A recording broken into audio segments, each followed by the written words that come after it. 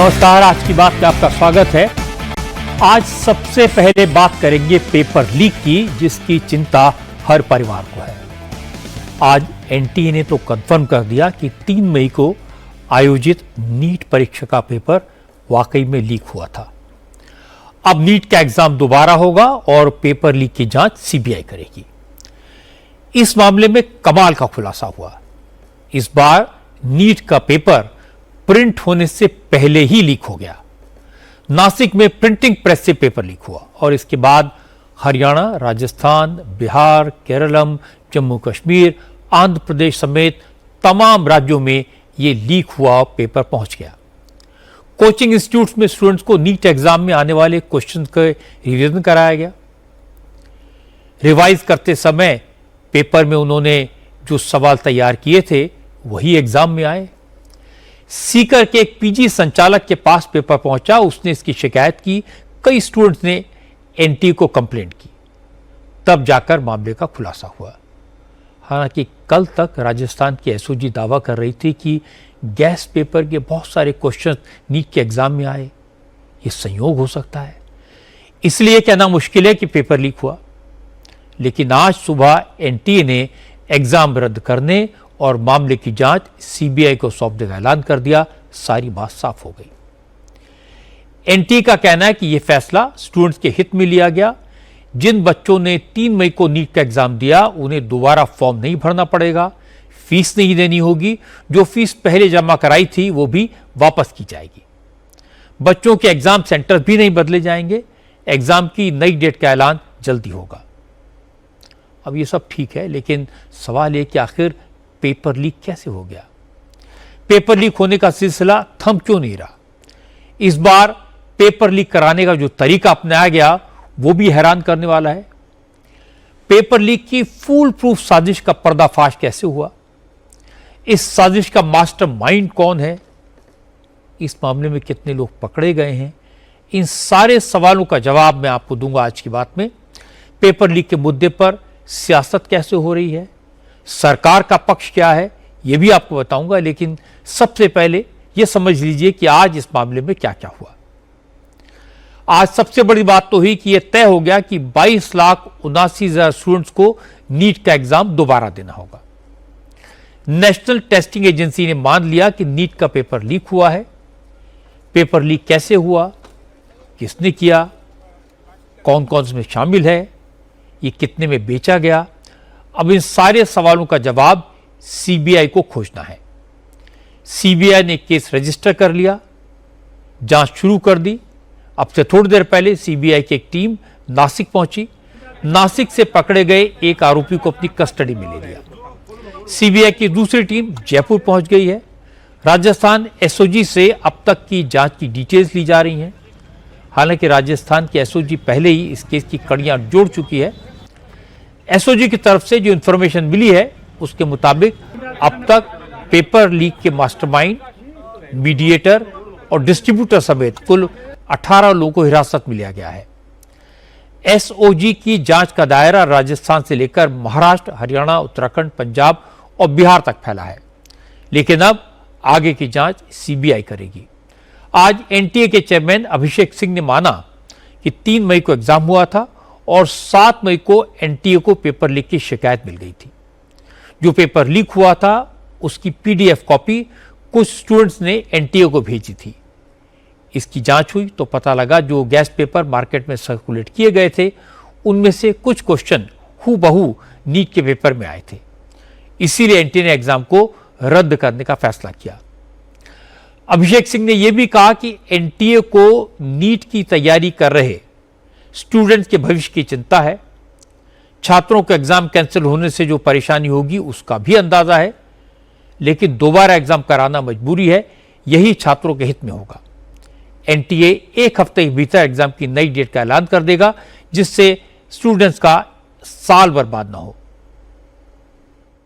7 की रात को जब ये मैसेज आया कि एक व्हाट्सएप मैसेज पे कुछ पीडीएफ फ्लोट कर रहे थे जिसमें कुछ प्रश्न मिल रहे थे, तो हमारा काम 2 था। पहले तो ये वेरीफाई करें कि क्या वह जो एलिगेशन है कि उसमें जो प्रश्न है क्या वह हमारे प्रश्न पत्र से मैच करते हैं, और नंबर 2 क्या वह पीडीएफ किसी भी तरह से 3 मई के पहले, एग्जाम के पहले उपलब्ध था किसी भी व्यक्ति को।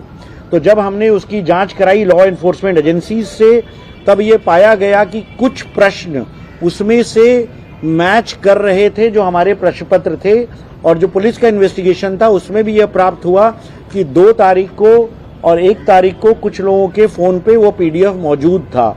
जब इसकी पुष्टि हुई तो हमने ये समझा कि अगर इस तरह का एक भी वायलेशन होता है तो वह हमारी जीरो टॉलरेंस पॉलिसी के खिलाफ है, और जो तमाम 22,69,000 बच्चे परीक्षा की अपनी मेहनत से तैयारी कर रहे हैं उनके भविष्य को इम्पैक्ट करेगा। हमने इस मैटर को सीबीआई को इंक्वायरी को दिया है, और हम इस तरह के जितने लोग खुराफात किए हैं उनको पकड़ेंगे, उनको जेल भेजेंगे, ताकि बच्चों का भविष्य किसी भी प्रकार से एडवर्सली प्रभावित न हो। इसके साथ ही हमने यह भी कहा कि बच्चों के लिए हम दोबारा परीक्षा कराएंगे जो कि एकदम फेयर तरीके से होगी, जिसमें किसी भी तरह की अनियमितता नहीं होगी। अभिषेक सिंह ने बार बार एक ही बात कही, गैस पेपर के कुछ सवाल नीट के पेपर से मैच हुए इसलिए एग्जाम रद्द हुआ, लेकिन उन्होंने ये नहीं बताया कि कितने सवाल मैच हुए।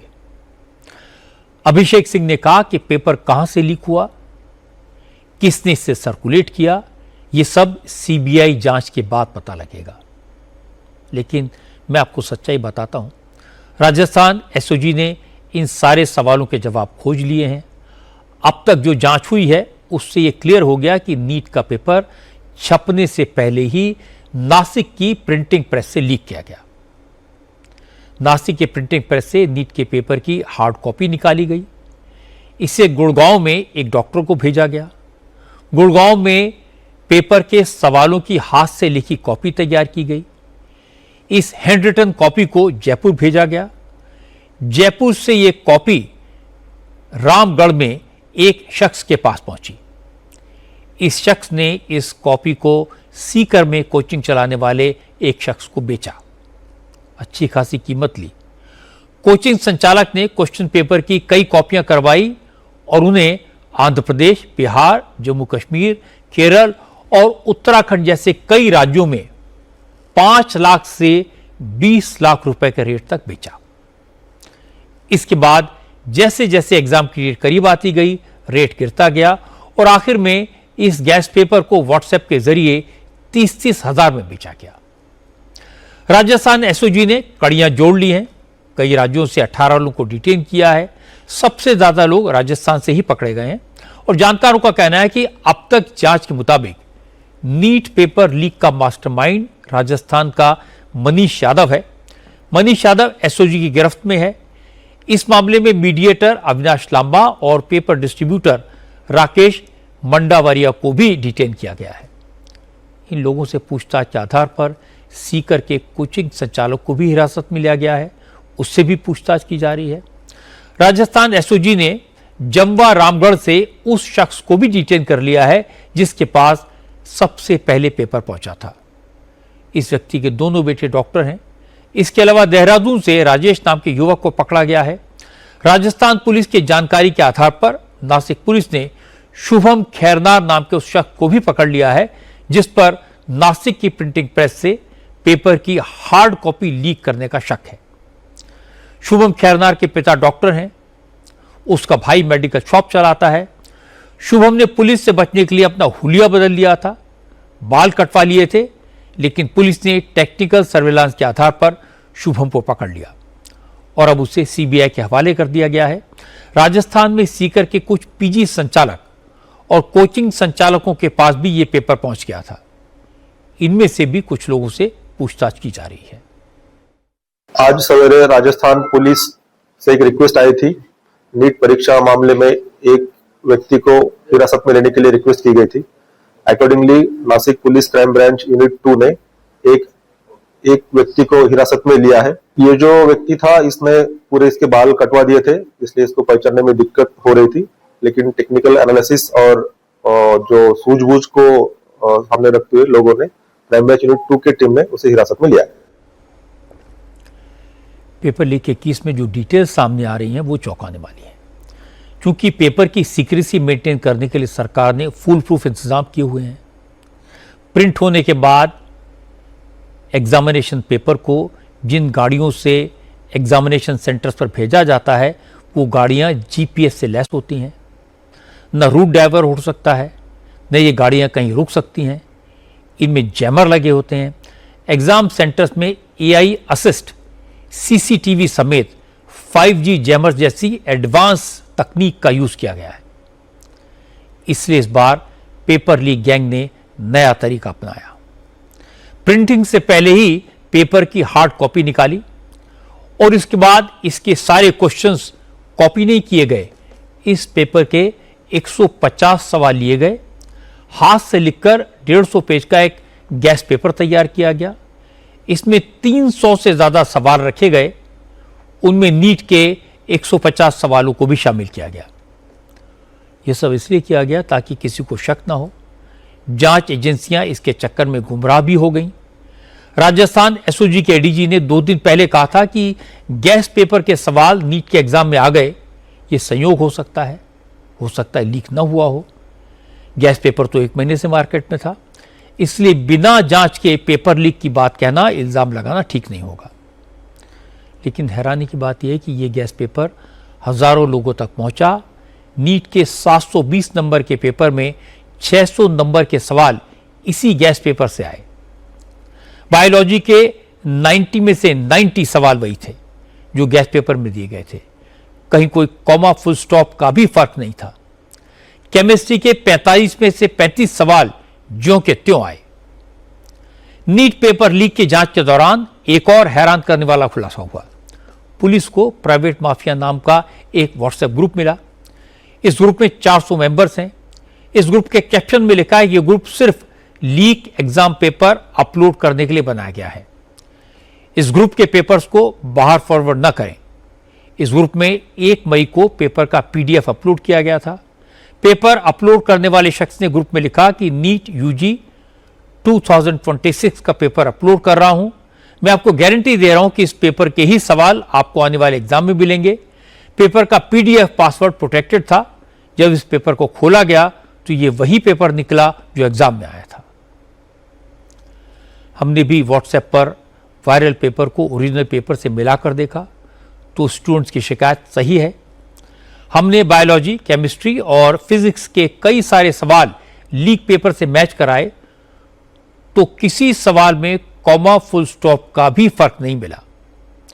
जिस सीक्वेंस में लीक्ड पेपर में ऑप्शन दिए गए थे, ओरिजिनल पेपर में उसी सीक्वेंस में आंसर के ऑप्शन तक मिले। इसलिए शक की कोई गुंजाइश नहीं रही। अब सवाल यह कि अगर पूरा पेपर लीक हो गया था तो सिर्फ 300 नंबर के सवाल ही कॉपी क्यों किए गए? जानकारों का कहना है कि इसकी 2 वजह है।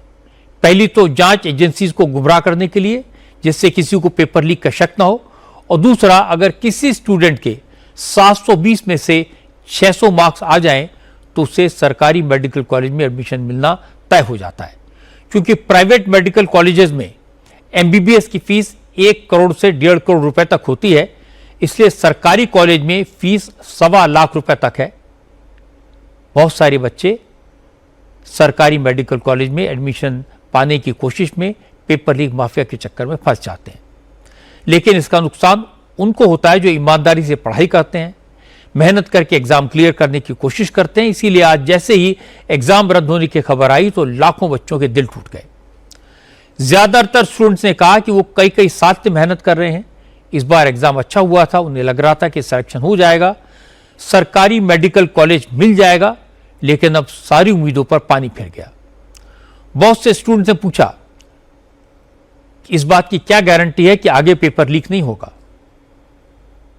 हम 14 घंटे रिदम में पढ़ रहे थे, सुबह शाम रिवीजन कर रहे थे, कोचिंग में कंटिन्यूस एक दिन छोड़ के हमारे एग्जाम ले रहे थे ताकि हमारी परफॉर्मेंस या फिर हमारा मतलब क्वेश्चन सॉल्विंग का हमारा छूटे ना। उसके बाद अब एकदम से बोल रहे हैं कि वापस पूरा पढ़ो और मतलब तो हमें बहुत डिसअपॉइंटमेंट फील हो रहा है। प्लीज जो मतलब हमारे जो शिक्षा मंत्री हैं उन्हें ये देखना चाहिए कि पेपर लीक कैसे हो रहा है, क्यों हो रहा है। सर मेरा बहुत अच्छा एग्जाम गया था। एक्सपेक्टेशन थी कि 600+ आएंगे और गवर्नमेंट कॉलेज मिल जाएगा हम लोगों को। उसके बाद फिर एकदम से ऐसा झटका लग गया। आज कंफर्म हो गए कि पेपर रद्द कर दिया गया है। तो हम लोगों को बहुत ज़्यादा बुरा लग रहा है इस चीज़ को लेके, क्योंकि हम लोगों ने बहुत ज़्यादा मेहनत करी थी। 15-15 घंटे हम लोगों ने बैठ करके पढ़ा था, कहीं भी नहीं जाते थे, सब कोई फंक्शन अटेंड नहीं करते थे, कुछ भी नहीं करते थे। उसके बाद हम लोगों को ऐसा लग रहा है कि हमने जितनी मेहनत करी थी उस पर हमारा पूरा पानी फिर गया है। अच्छा पेपर आया था, उसे लग रहा था कि हो जाएगा, बट पता चला कि कैंसिल हो गया है पेपर। उससे बहुत ज़्यादा इफेक्ट पड़ेगा। एक्स्ट्रा टाइम हम लोगों को फिर उस चीज़ के लिए देना पड़ेगा। अगर फिर इस समय तो मतलब ये क्वेश्चन पेपर बहुत इजी था, अब अगर नेक्स्ट टाइम फिर से हार्ड बना के दे देगा तो कितने बच्चों का होगा भी और नहीं भी हो सकता है। नीट एग्जाम में परिवार के परिवार इन्वॉल्व होते हैं। चूंकि ये पब्लिक से जुड़ा सवाल है तो इस पर सियासत शुरू हो गई। कांग्रेस, आम आदमी पार्टी समेत कई विपक्षी पार्टियों ने सरकार पर सवाल खड़े किए। राहुल गांधी ने ट्विटर पर लिखा कि 22 लाख स्टूडेंट की मेहनत को भाजपाई व्यवस्था ने कुचल दिया। दिल्ली में एनएसयूआई ने एनटीए के खिलाफ प्रोटेस्ट किया, नारेबाजी की। राजस्थान के former chief minister Ashok Gehlot ने आरोप लगाया कि पेपर लीक की बात तो एग्जाम होने से पहले ही पता लग गई थी, लेकिन सरकार अपनी नाकामी छुपाने के लिए इस मामले को दबाने की कोशिश करती रही। सचिन पायलट ने कहा कि सीबीआई जांच पर उन्हें कोई भरोसा नहीं है।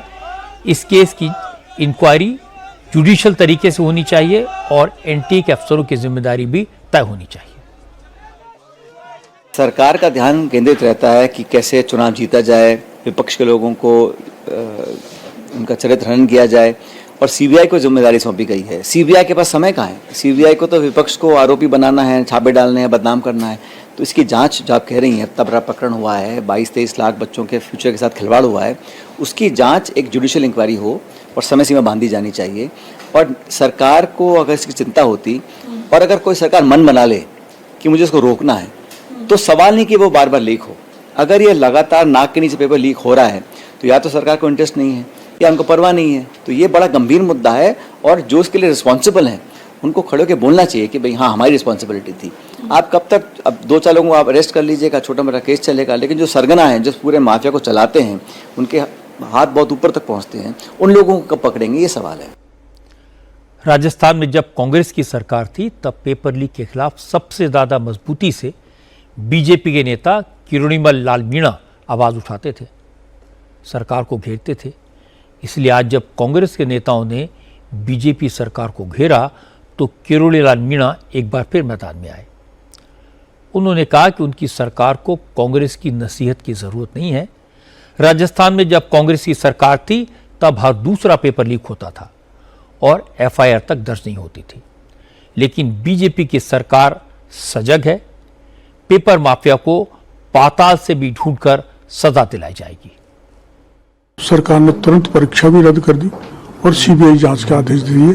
अब जो भी कोई दोषी है, चाहे वो केरल का हो चाहे सीकर का हो, अब नहीं बच पाएगा। और जो विपक्षी बयान दे रहे हैं कि सरकार प्रकरण को दबाना चाहती है, अब ये दबाना है, जब सीबीआई की जांच हो गई तुरंत परीक्षा रद्द हो गई। विपक्ष ने तो, गहलोत साहब ये दूसरे जो बयान दे रहे हैं इनके, तो मैं आप सब गवाही हो कि 18 में से 17 पेपर लीक हुए थे और पेपर लीक में एक में तो एफआईआर दर्ज कराने के लिए मैं खुद थाने पे 3 दिन तक बैठा रहा, दर्ज नहीं की, उल्टा मेरे को गिरफ्तार करके ले गए। तो उनको कोई नैतिक अधिकार नहीं है हमारे ऊपर आरोप लगाने का। वो खुद साफ सुथरे नहीं है, उन्होंने सबसे ज्यादा पेपर लीक कराए, लेकिन हम इसके प्रति गंभीर हैं। असदुद्दीन ओवैसी ने कहा कि सरकार ने पेपर लीक के खिलाफ कानून तो बना दिया, लेकिन पेपर लीक माफिया पर लगाम नहीं लगाई। ओवैसी ने कहा कि प्रधानमंत्री एग्जाम से पहले बच्चों की हिम्मत बढ़ाते हैं, अब पेपर लीक पर भी मोदी को बोलना चाहिए। क्या हुआ? वो कानून बनाया आपने पार्लियामेंट में, सजा दे देंगे, फुला कर देंगे, ऐसा कर देंगे। पेपर कैसा लीक हो गया भाई? और कहां गया प्रधानमंत्री का वो मन की बात? बच्चों को बोल रहे थे कि टेंशन मत लो। अब वो बच्चों को क्या जवाब देंगे प्रधानमंत्री? मन की बात में तो आपने कह दिया बच्चों को कि टेंशन मत लो।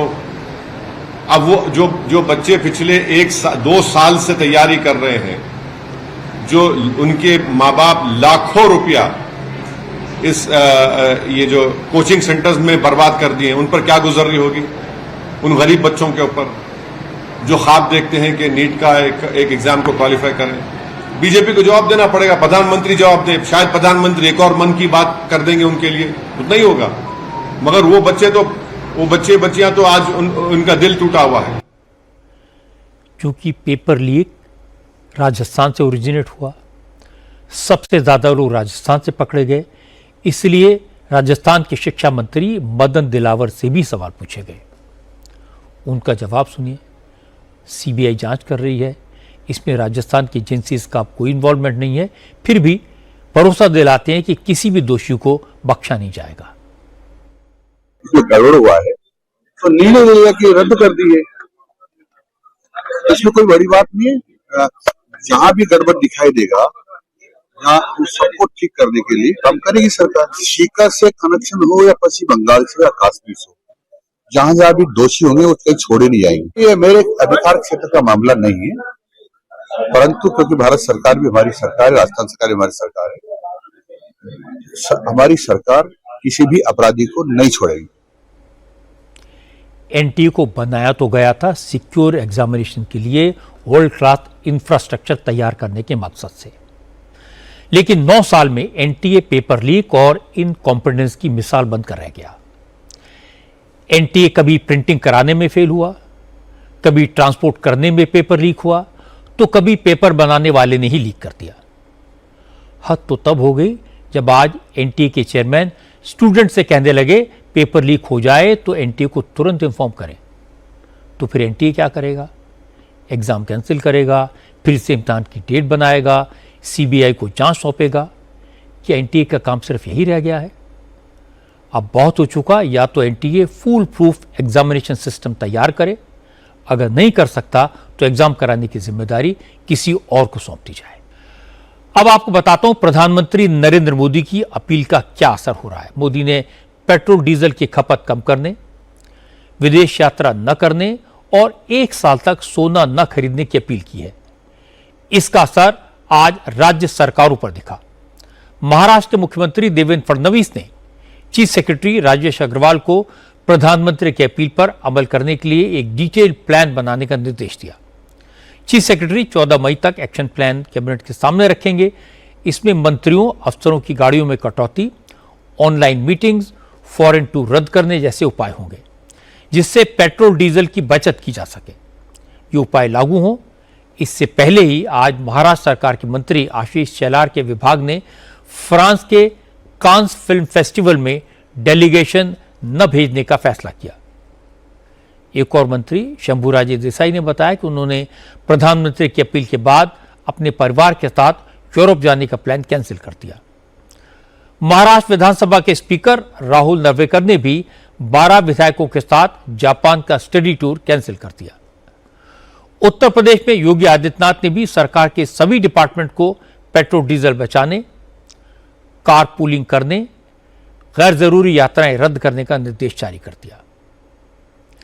राज्य सरकारें अपनी तरफ से मोदी की अपील पर अमल करने की कोशिश कर रही हैं, लेकिन मुश्किल यह है कि मोदी की अपील की आड़ में लोगों को डराने की कोशिश भी हो रही है। इस तरह की अफवाहें फैलाई जा रही हैं कि देश में भारी आर्थिक संकट आने वाला है, देश में लॉकडाउन होने वाला है, पैसे की किल्लत होने वाली है। क्योंकि अफवाहें तेजी से फैल रही हैं, इसलिए आज सरकार की तरफ से पेट्रोलियम मिनिस्टर हरदीप पुरी ने कुछ बातें क्लियर की। हरदीप पुरी ने कहा कि अमेरिका और ईरान की जंग की वजह से हालात मुश्किल हैं, पूरी दुनिया पर इसका असर पड़ा है, लेकिन हमारे यहाँ स्थिति काबू में है। देश में पेट्रोल डीजल की कोई कमी नहीं है, एलएनजी और एलपीजी की सप्लाई भी नॉर्मल है। भारत के पास एनर्जी का पर्याप्त भंडार है, लेकिन संभल कर चलना जरूरी है, क्योंकि हालात कब ठीक होंगे कोई नहीं जानता। रूमर मॉन्गरिंग, शॉर्टेज होने वाली से खरीद लो। अरे भाई, during this crisis are energy consumption has actually gone up. If I looked at some statistics which my colleagues gave me yesterday, petrol consumption has gone up by 6% in a crisis. Every petrol pump in the country has had petrol, diesel, LPG supply is more than enough. We have done some good things. We have ramped up LPG production. We've brought consumption down a little. Partly it's due to the weather also. But it used to be, I think, 90,000 metric tons per day. Today is about 75. I think it will come down to 72. But the good news is We are no longer import dependent on our refineries, and that is where really our strength has come from. We have 260 million metric tons per annum refining capacity. We're taking to 270. Our refineries have produced more and more LPG. No problem on the supply management side, no shortage of anywhere. And I'm going to conclude this by saying we have 60 days of crude, which is the maximum we need. We have 60 days of LNG and we have 45 days of LPG. हालांकि हरदीपपुरी की बात clear है, लेकिन जो उन्होंने अंग्रेजी में कहा थोड़ा बहुत हिंदी में आपको बता देता हूं। पेट्रोल मिनिस्टर कह रहे थे कि पिछले 3 महीनों में हमारे यहां पेट्रोल की खपत बढ़ी है, फिर भी देश के हर पेट्रोल पंप पर डीजल पेट्रोल अवेलेबल है, कहीं कोई कमी नहीं है। पुरी ने बताया कि भारत की ऑयल रिफाइनरीज ने एलपीजी का प्रोडक्शन काफी बढ़ाया है, इस क्राइसिस से निपटने में मदद मिली है। देश में 60 दिनों का क्रूड और एलएनजी है, एलपीजी का बफर स्टॉक भी 45 दिनों का है। सरकार हर सवाल का जवाब दे रही है, लेकिन विरोधी दलों ने अब मोदी की अपील को मुद्दा बना दिया। सरकार से मिडिल ईस्ट के हालात और देश में एनर्जी क्राइसिस पर विचार के लिए एक ऑल पार्टी मीटिंग बुलाने की मांग की है। यह भी कहा गया कि ऑल पार्टी मीटिंग में प्रधानमंत्री खुद मौजूद रहें, मोदी ही ग्राउंड रियलिटी की जानकारी सभी पार्टियों के नेताओं को दें। राहुल गांधी, शरद पवार, अखिलेश यादव और अरविंद केजरीवाल से लेकर ओवैसी तक विपक्ष के कई नेताओं ने मोदी को घेरने की कोशिश की। ज्यादातर नेताओं ने एक ही इल्जाम लगाया, मोदी अब तक कि चुनाव में बिजी थे, चुनाव खत्म हो गए, तब उन्हें देश की अर्थव्यवस्था की याद आई और अब अपनी नाकामी छुपाने के लिए मोदी आर्थिक संकट का ठीकरा जनता पर फोड़ रहे हैं। अरविंद केजरीवाल ने कहा कि मोदी जी जनता को किफायत करने की नसीहत दे रहे हैं, लेकिन न सरकारी खर्चों में कटौती हो रही है, न अमीर लोगों से अपील की जा रही है। देश के नाम पर सारा बोझ मिडिल क्लास पर थोपा जा रहा है। पूरा देश इस वक्त सदमे में है, अर्थव्यवस्था का काफी ज्यादा बुरा हाल है और यह आने वाले समय में और भी ज्यादा बुरा हाल होने का अंदेशा है। युद्ध जो है उसकी वजह से तो पूरी दुनिया प्रभावित है, लेकिन किसी भी देश की सरकार ने इस किस्म के ये 7 कदम उठाने के लिए किसी भी देश की सरकार ने अपने नागरिकों को अपील नहीं की है। इसका सारा बोझ मिडिल क्लास पे क्यों डाला जा रहा है? देश की सरकार सबसे पहले कटौती करती, देश की सरकार ने कोई कटौती नहीं की। उसके बाद देश के प्रधानमंत्री और सारे मंत्री मिलकर अपने अपने खर्चों पे और कंजम्पशन पे कटौती करते, उन्होंने भी कोई कटौती नहीं की। अडानी जी भी कुछ कुर्बानी करें और जो देश के अल्ट्रा अरबपति हैं वो भी कुछ करो, उनसे भी कोई अपील नहीं की गई। केवल और केवल देश की मिडिल क्लास से ये अपील की गई। इस बात का दुख होता है। अखिलेश यादव ने भी लगभग इसी तरह की बात कही। अखिलेश ने कहा कि देश में बीजेपी के सिवाय कोई संकट नहीं है। जब जब बीजेपी की सरकार की नाकामी सामने आती है तो बीजेपी के नेता देशभक्ति का नारा लगाने लगते हैं। ये अपील नहीं है, ये पतन का अपना ऐलान किया है। जो संकट बता रहे हैं, संकट तो बीजेपी खुद है। सत्ता में कौन लोग हैं? बीजेपी खुद है। जो लोग अपनी अर्थव्यवस्था का दावा करते थे कि हम दुनिया में ये अर्थव्यवस्था बन गए, तो आज अर्थव्यवस्था क्यों गड़बड़ा गई? क्यों अर्थव्यवस्था पटरी से उतर गई? क्यों अर्थव्यवस्था लड़खड़ा गई है? और फिर किसान की आय दोगुनी होना, प्रति व्यक्ति आय कितनी बताते थे। आज इस मुद्दे पर शरद पवार ने सोशल मीडिया पर एक लंबा चौड़ा पोस्ट लिखा, ऑल पार्टी मीटिंग बुलाने की मांग की। शरद पवार ने जो लिखा उसे सुप्रिया सुले ने भी दोहराया। सुप्रिया सुले ने कहा, एक तरफ प्रधानमंत्री पेट्रोल डीजल बचाने की अपील कर रहे हैं, दूसरी तरफ बीजेपी के नेता गाड़ियों के बड़े बड़े काफिले लेकर घूम रहे हैं। लोग पैनिक मोड में है कि क्या हो रहा है। एकदम से प्रधानमंत्री कह रहे हैं कि पेट्रोल डीजल का आप कम उपयोग करिए। इतने दिन सब इलेक्शन का माहौल अनेक राज्यों में चल रहा था। आज भी सुबह शाम के ओथ सेरेमनी में बड़े सारे प्राइवेट प्लेन्स और चार्टर्स गए हुए हैं। 500 गाड़ियों का इतना बड़ा प्रोग्राम हो रहा है। वहाँ मुंबई में भी 25 गाड़ियाँ कोई लेके कोई वो नाला देखने कोई जा रहा है। ऐसी अगर प्रधानमंत्री अगर एक चीज़ कहे तो हम सब ने उसके बारे में बहुत सोच विचार करना चाहिए। 1.5 साल से हम सब इंडिया अलायंस के जो घटक पक्ष है हम कहते आ रहे हैं कि भैया सोचिए दुनिया में क्या चल रहा है, इकोनॉमी क्या चल रही है, क्या परिस्थिति है। ऑल पार्टी मीटिंग माननीय प्रधानमंत्री जी के अध्यक्षता में, क्योंकि प्रधानमंत्री जी होना जरूरी है, स्टेटमेंट भी उनका है, तो एक कॉन्फिडेंस हम सबको देना पड़ेगा। हालांकि हरदीप पुरी ने पेट्रोल डीजल के दाम को चुनाव से जोड़ने को गलत बताया। हरदीप पुरी ने कहा कि सरकार युद्ध के असर से आम जनता को बचाने के लिए हर संभव कोशिश कर रही है। पुरी ने कहा कि दुनिया के तमाम देशों में पेट्रोल डीजल महंगा हुआ, लेकिन भारत में इनके दाम 2022 से नहीं बढ़े। If I remember correctly, and I have my colleague sitting here, we haven't raised prices for the last 4 years. We're the only country in the world. Somebody said, "Oh, ये चुनाव हो गए, अब एकदम प्राइस बढ़ जाएगा." अरे भाई, पिछले 4 साल में कितने चुनाव हुए हैं? After 2022 was the last time we raised prices. There has been the general election in 2024. There have been elections in state government. Look, it's not my case that prices will not go up. I'm saying the two are unrelated.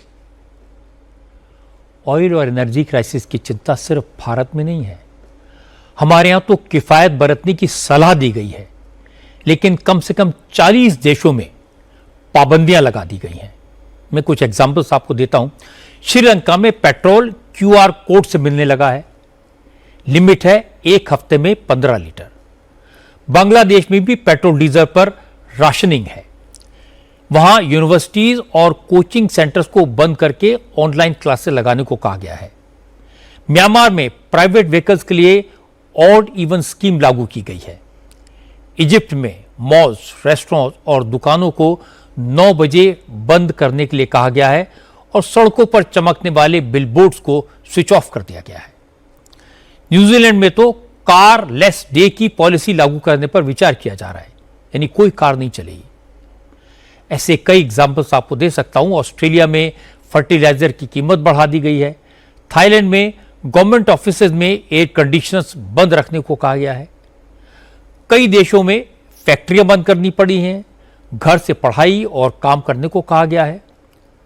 Bharat में अगर हमने advance में तैयारी कर ली तो इस तरह की पाबंदियों की नौबत ही नहीं आएगी। लेकिन हैरानी की बात यह कि प्रधानमंत्री की अपील का असर बीजेपी के कुछ नेताओं पर बिल्कुल नहीं हुआ। आज कई जगहों से ऐसी तस्वीरें आई। अपना सियासी रसूख दिखाने के लिए बीजेपी के नेता सैकड़ों गाड़ियों के काफिले के साथ निकले। मध्य प्रदेश से ऐसी 2 तस्वीरें आई जो मैं आपको दिखा रहा हूं। उज्जैन में मध्य प्रदेश राज्य पाठ्यक्रम निगम के नए अध्यक्ष सौभाग्य सिंह ठाकुर जब चार्ज लेने के लिए भोपाल रवाना हुए तो उनके साथ 200 से ज्यादा गाड़ियों का कॉन्वॉय था। रास्ते में कई जगह एक काफिला रुका। समर्थकों ने सौभाग्य सिंह ठाकुर का स्वागत किया। इस चक्कर में जगह जगह जाम लगा और आम लोग परेशान हुए। इसी तरह बीजेपी लीडर राकेश जादौन भी गाड़ियों के हुजूम के साथ भोपाल पहुंचे। असल में राकेश जादौन को मध्य प्रदेश के खादी ग्रामोद्योग बोर्ड का वाइस चेयरमैन अपॉइंट किया गया है। वो अपने इलाके गंज बासौदे से भोपाल के लिए रवाना हुए तो उनके साथ करीब 150 गाड़ियां चल रही थी। राकेश जादौन के इस भारी भरकम काफिले की वजह से भी कई जगह जाम लगा। जब इसकी खबर पार्टी के बड़े नेताओं को मिली तो पार्टी की तरफ से राकेश जादौन को फटकार लगी। इसका तुरंत असर हुआ।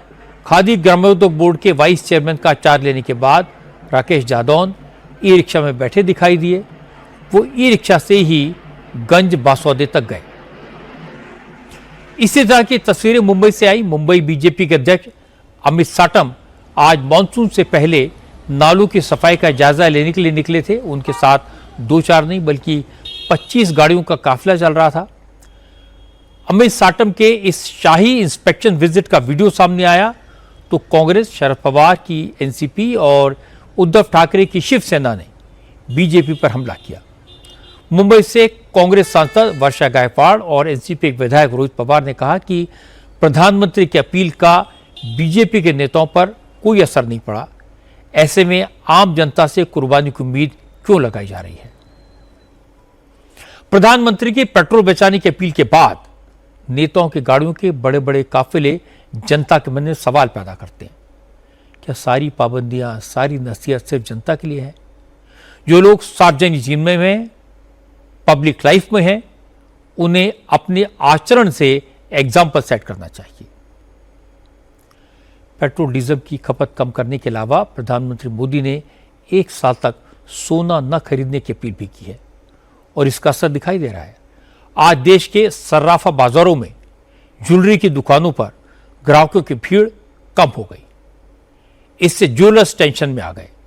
ज्वेलर्स का कहना है कि प्रधानमंत्री की अपील का असर उनके बिजनेस पर पड़ रहा है। सर्राफा कारोबार से 5 करोड़ लोग जुड़े हैं। अगर सोने की खरीद कम हुई तो उन सबकी रोजी रोटी खतरे में पड़ जाएगी। लखनऊ में ज्वेलर्स एसोसिएशन के मेंबर्स ने प्रधानमंत्री की अपील के खिलाफ प्रोटेस्ट किया। गुरुग्राम से लेकर मुंबई और श्रीनगर तक ज्वेलरी के कारोबारियों ने सरकार के लिए कहा कि देश हित में जो भी जरूरी हो वो करें, लेकिन कम से कम उनकी रोजी रोटी का भी ख्याल रखें।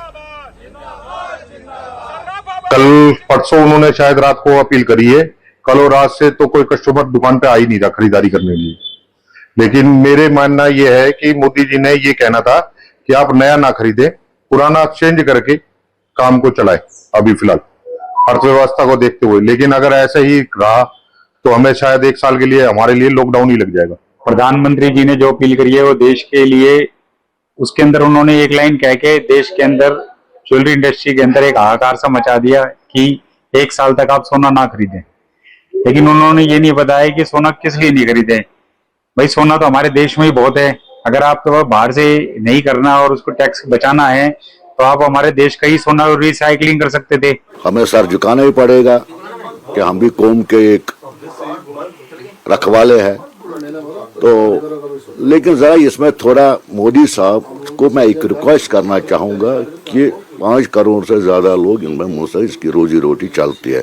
इसमें कारीगर भी है, दुकानदार भी है, हर एक तबका इसमें इन्वॉल्व है जो सोने के काम से मुंसलिक है।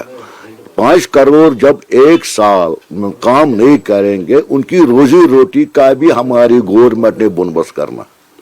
उनको भी रोजी चलनी चाहिए। उनके बच्चे हैं, बच्चों को पढ़ाई देनी है। हमारे हिसाब से तो अगर देश के लिए देखा है फिर तो ठीक है, लेकिन उन्होंने हमारे पर भी सोचना है कि बाकी हम लोग कहाँ जाएं।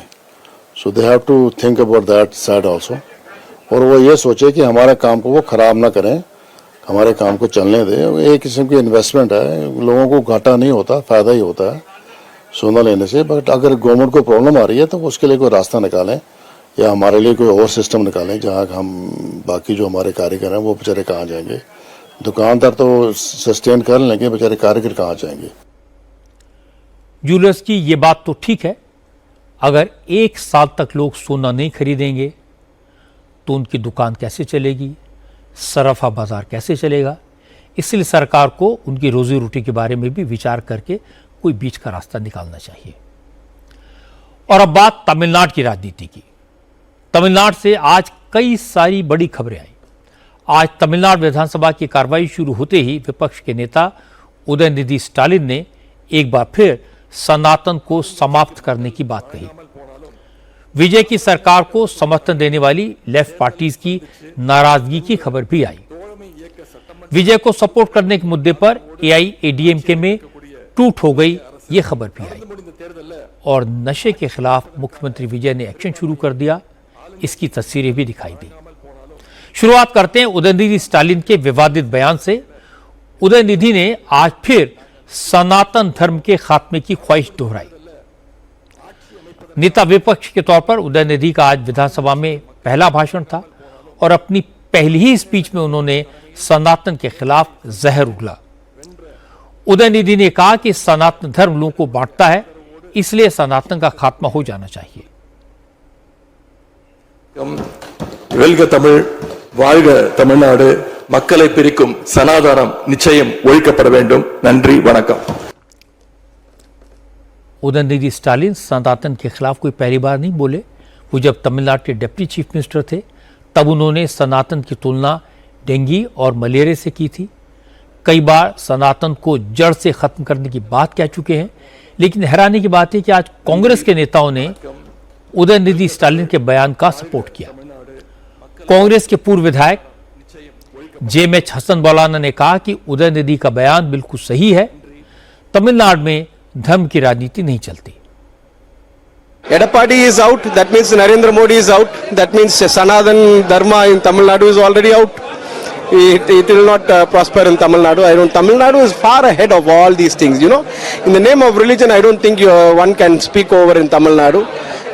What the Honorable ex-Deputy CM had spoke is also right. And Tamil Nadu will not take up the Sanatan Dharma anytime, that is for sure. अब कांग्रेस के नेता हसन मौलाना ये कह रहे थे कि चुनाव में जनता ने एनडीए की अगुवाई कर रहे पलनीस्वामी को हरा दिया। इसका मतलब ये हुआ कि मोदी भी हार गए और सनातन धर्म तमिलनाडु से पहले ही आउट हो गया।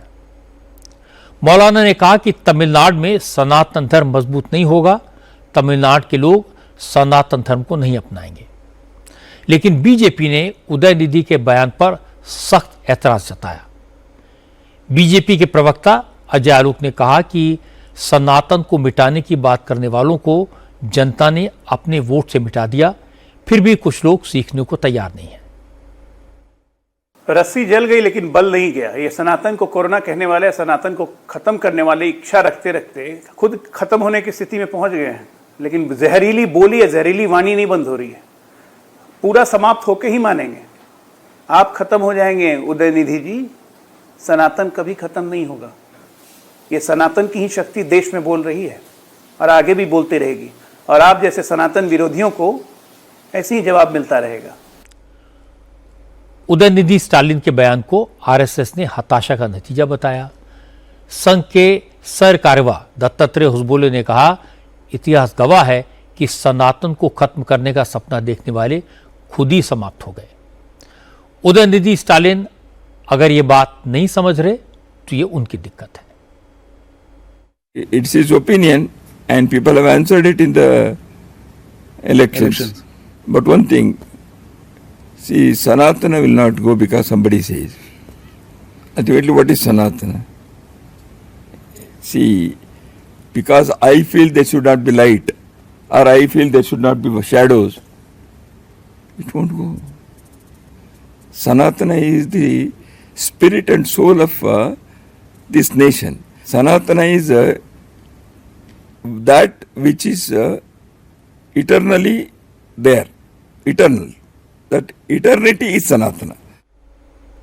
दत्तात्रेय होसबोले कह रहे थे कि सनातन को खत्म करने की चाहत रखने वालों को जनता ने चुनाव में जवाब दे दिया। सनातन ऐसी चीज नहीं है कि आप जो कहोगे वो हो जाएगा। होसबोले ने कहा, जो शाश्वत है वो सनातन है और सनातन शाश्वत है।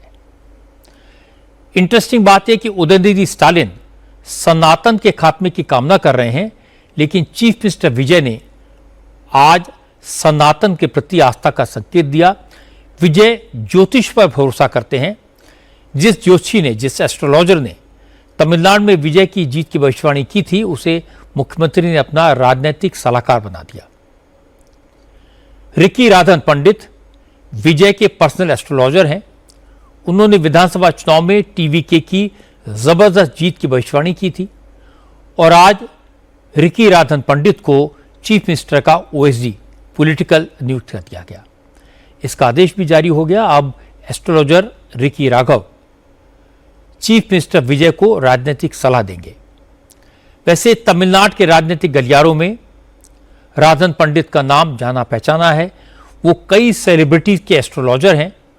वो पूर्व मुख्यमंत्री जयललिता के भी स्पिरिचुअल मेंटोर रह चुके हैं और अब वो मुख्यमंत्री विजय के ओएसडी होंगे। राधन पंडित को मुख्यमंत्री का ओएसडी बनाने से सीपीएम नाराज है। सीपीएम के 2 विधायक विजय सरकार का सपोर्ट कर रहे हैं।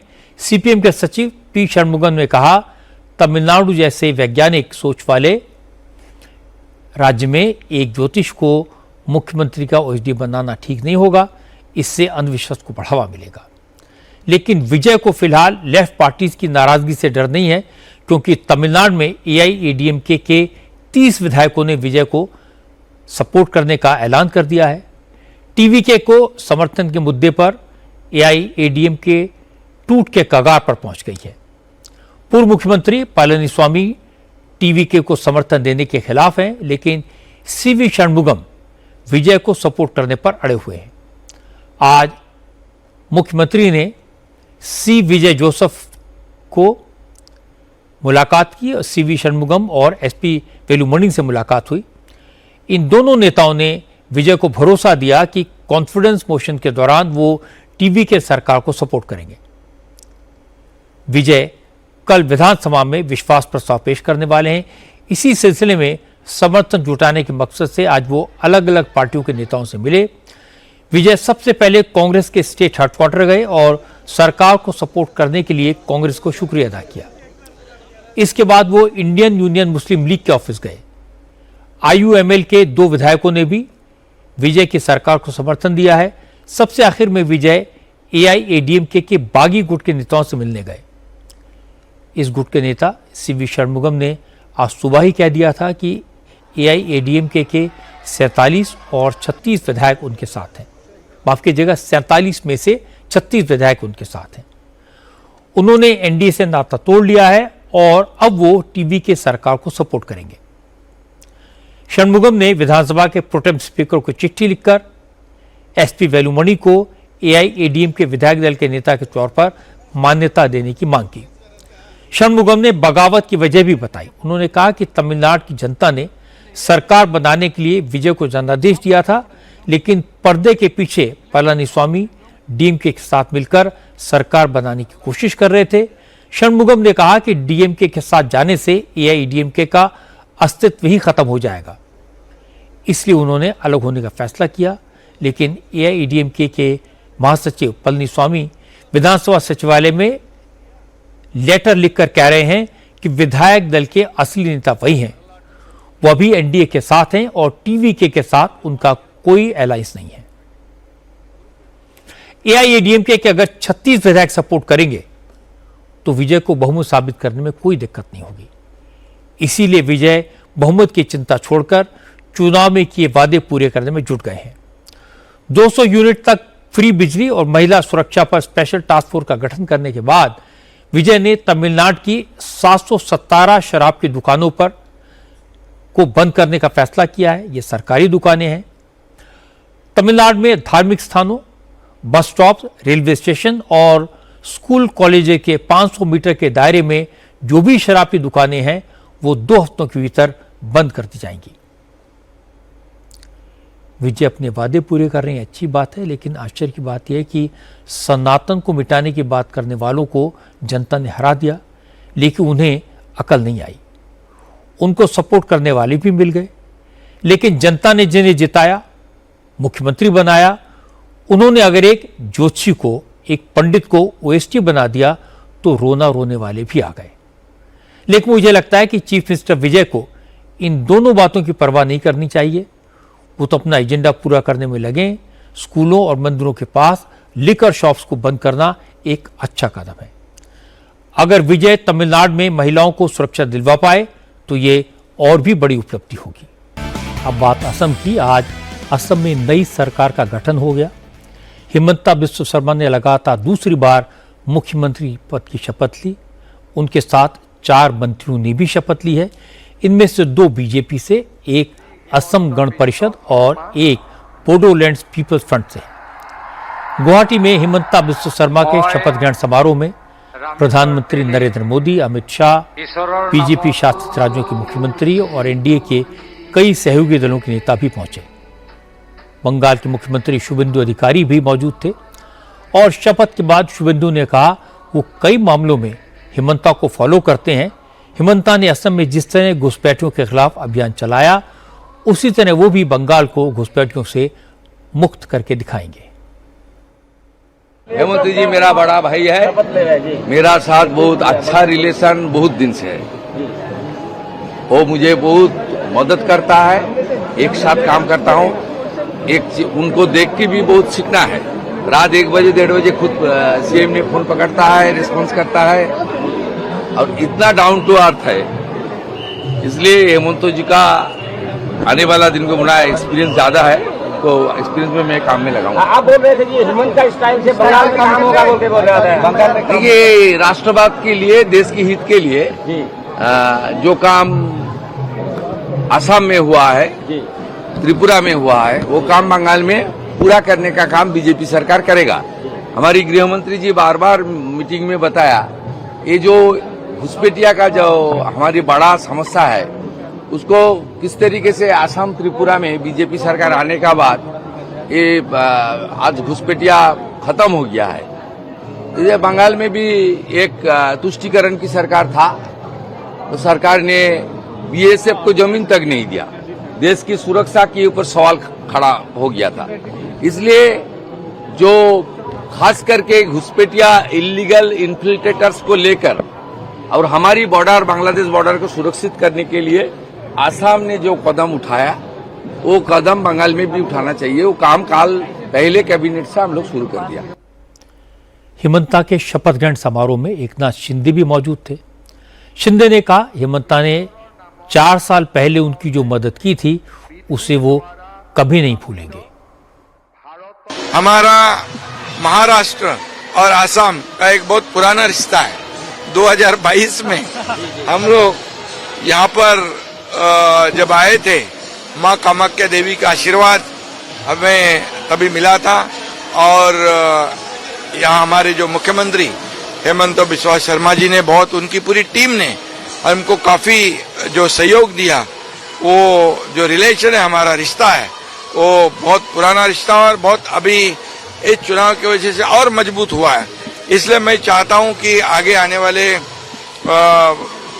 दिन में यहाँ का विकास होगा, डेवलपमेंट होगा, माता बहनों के लिए कई योजनाएं यहाँ होगी, किसानों के लिए योजनाएं, यह पूरा एजेंडा जो है डेवलपमेंट का एजेंडा है। और इसी के वजह से यहाँ के लोगों ने फिर से भारतीय जनता पार्टी एनडीए को जिताया है। हिमंता बिस्वा शर्मा रिश्ते बनाने और निभाने में माहिर हैं। शुभेंदु अधिकारी और एकनाथ शिंदे की बात आपने सुनी। ऐसा कहने वाले, हिमंता से सपोर्ट लेने वाले, सलाह के लिए हिमंता के पास आने वाले आपको बहुत सारे नेता मिलेंगे। हिमंता की कांग्रेस के नेताओं से भी अच्छी जान पहचान है, अच्छे रिश्ते हैं, इसलिए वो राहुल गांधी की आंखों में इतना चुभते हैं। असम में हिमंता की जीत राहुल को बहुत परेशान करेगी। इस वक्त की ताजा खबर आपको बता दूं, योगी आदित्यनाथ ने अब यह भी ऐलान किया है कि पेट्रोल डीजल की खपत कम करने की कोशिश सरकार की तरफ से बड़े पैमाने पर की जाएगी। मुख्यमंत्री के काफिले की गाड़ियों में 50% की कटौती करेंगे। योगी ने अपनी सरकार के मंत्रियों को भी निर्देश दिया कि वो अपने अपने काफिले में आधी गाड़ियों को वापस कर दें। योगी ने अब से थोड़ी देर पहले मंत्रियों और अधिकारियों के साथ एक मीटिंग में निर्देश दिया कि प्रशासनिक कामों में लगी गाड़ियों का इस्तेमाल भी कम किया जाए। अधिकारी कार पूलिंग करें।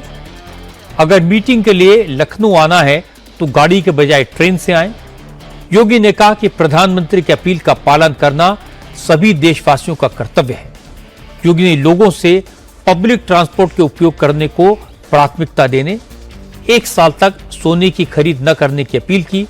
योगी ने प्राइवेट कंपनियों से भी वर्क फ्रॉम होम को बढ़ावा देने को कहा। योगी आदित्यनाथ ने यह फैसला करके एक एग्जाम्पल सेट किया है। योगी ने बता दिया, अगर किसी बात के लिए जनता को इंस्पायर करना है तो पहले नेताओं को उसका पालन करके दिखाना चाहिए। मुझे लगता है कि दूसरे नेता भी इससे सबक लें तो अच्छा होगा। योगी आदित्यनाथ ने यह फैसला करके एक एग्जाम्पल सेट किया है। योगी ने बता दिया, अगर किसी बात के लिए जनता को इंस्पायर करना है तो पहले नेताओं को उसका पालन करके दिखाना चाहिए। मुझे लगता है कि दूसरे नेता भी इससे सबक लें तो अच्छा होगा। आखिर में एक नजर कल की बड़ी खबरों पर। तमिलनाडु के मुख्यमंत्री विजय कल विधानसभा में अपना बहुमत साबित करेंगे। पुडुचेरी में कल सरकार का गठन होगा। एन रंगासामी मुख्यमंत्री पद की शपथ लेंगे। आईपैक रेड मामले में ममता के खिलाफ ईडी की पिटीशन पर कल सुप्रीम कोर्ट में सुनवाई होगी। मिडिल ईस्ट में टेंशन के बीच प्रेसिडेंट ट्रंप 3 दिन की यात्रा पर चीन पहुंचेंगे। आज की बात में इतना ही।